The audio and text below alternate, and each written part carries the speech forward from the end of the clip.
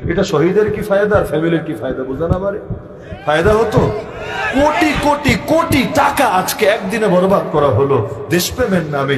আরে পাগল, দেশের মানুষ অনেকে তিন বেলা পেট ভরে খেতে পারছে না, দেশের কত মানুষ ঋণগ্রস্ত হয়ে দেউলিয়া হয়ে আছে, কত মানুষ হায় হায় করে কপাল টাকাচ্ছে কি হবে আমার, কয়দিন পর কি পরিণতি হবে। কেউ কেউ পত্রিকা এমনও আসে অর্থাভাবে দৈন্য দশায় পরে আত্মহত্যা করতে বাধ্য হচ্ছে পেরেশানির কারণে, ডিপ্রেশনের কারণে।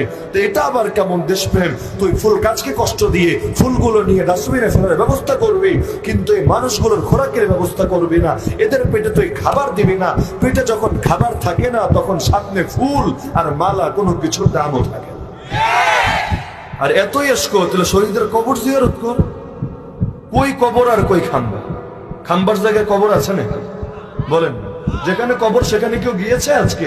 আমার নজরে পড়ে নাই গিয়েছে।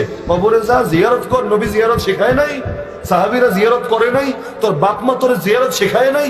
এত যখন তোর কারেন্ট গায়ে যায় তুই কবর জিয়ারত কর, সেখানে গিয়ে পারলে সূরা ফাতিহা পড়, তুই তিন কুল পড়। এটা শহীদের রূহের উপর, এটার আত্মা, তার আত্মার উদ্দেশ্যে তুই এটা ইসালে সওয়াব কর, সওয়াব প্রেরণ কর, হাদিয়া দে, এটা তার ফায়দা আসবে, তার দিল থেকেও তোর জন্য দোয়া আসবে। কিন্তু কি করে ফাজিলের গুলো এগুলো? আর এর চাইতে মজার বিষয়,